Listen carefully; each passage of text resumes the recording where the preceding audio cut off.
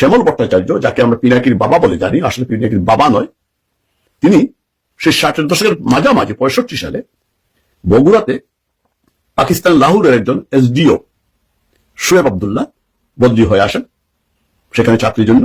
এবং শোয়েব আব্দুল্লাহও অনেকটা সংস্কৃতি প্রেমী ছিলেন বলেই শ্যামল ভট্টাচার্যের একটা ঘনিষ্ঠ সম্পর্ক হয় এবং এই শ্যামল ভট্টাচার্যের পরিবারের সাথে একটা ঘনিষ্ঠ সম্পর্ক গড়ে ওঠে।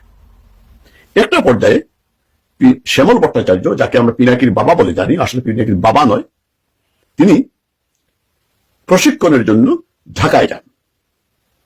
সেই সময় তার স্ত্রী জুন মাসের দিকে বা জুন বাড়িতে রেখে আসেন এবং জুন মাসের দিকে ওই বছর একটা চিঠি লিখেন শ্যামল ভট্টাচার্যকে যে তিনি বাবা হতে চলেছেন।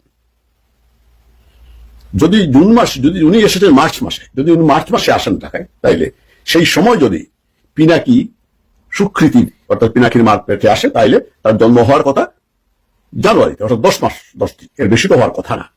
পিনাকির জন্ম হয়েছে মার্চে, 1 মার্চ, অর্থাৎ 12 মাসে।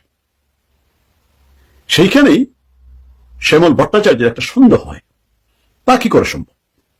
তিনি তার স্ত্রীর পরে চাপ প্রয়োগ করেন, জানতে চান আসল ঘটনাটা কি। প্রথম থেকে সুকৃতি পিনাকির মা শ্যামল ভট্টাচার্যের স্ত্রী বিষয়টি গোপন করে গেলেও এক পর্যায়ে এসে তিনি স্বীকার করেন শ্যামল ভট্টাচার্য যখন ঢাকায় ছিলেন সেই সময়ে ওই শোয়েব আব্দুল্লাহ, যে পাকিস্তানি এসডিও, সেই লোকটি তাকে ধর্ষণ করে। তো হতেই পারে, কারণ পাকিস্তানিদের মধ্যে ধর্ষণ করার একটা টেন্ডেন্সি আছে। এমনও হতে পারে হয়তো দুজনের মধ্যে পিনাকির মা এবং শোয়েব আব্দুল্লাহ একটা সম্পর্ক গড়ে উঠেছিল। সম্পর্কের কারণে শ্যামল ভট্টাচার্য বাড়িতে না থাকার কারণে হয়তো তাদের মধ্যে দৈহিক সম্পর্ক গড়ে উঠতে পারে, অস্বাভাবিক চলে। সে শোয়েব আব্দুল্লাহ এবং সুকৃতির দেবীর দৈহিক মিলনের কারণে, অর্থাৎ শোয়েব আব্দুল্লাহ লাহোরের সেই পাকিস্তানি এসডিওর বীর্য থেকে পিনাকির জন্ম হয়েছে। অর্থাৎ সুকৃতির পেটে মা সুকৃতি, কিন্তু বাবা হচ্ছে শোয়েব আব্দুল্লাহ।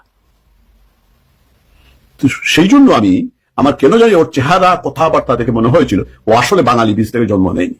আমি ডিএনএ টেস্টের কথা বলেছিলাম, ডিএনএ টেস্ট লাগেনি। প্রমাণ হয়ে গেল শ্যামল ভট্টাচার্যের বন্ধু আমানুল্লাহ খানের সেই 12 সালে প্রকাশিত একটি প্রতিবেদন থেকে পিনাকি আসলে পশ্চিম পাকিস্তানি বীজ থেকে জন্ম।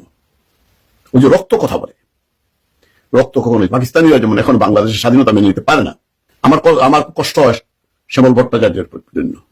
লোকটি নাকি অত্যন্ত ভালো ছিলেন, অত্যন্ত সংস্কৃত মনা ছিলেন, শিক্ষিত শিক্ষক ছিলেন, মানুষের উপকার করেছেন। তারই ঘরে এমন একটি পাকিস্তানি বীজ বেড়ে উঠেছে।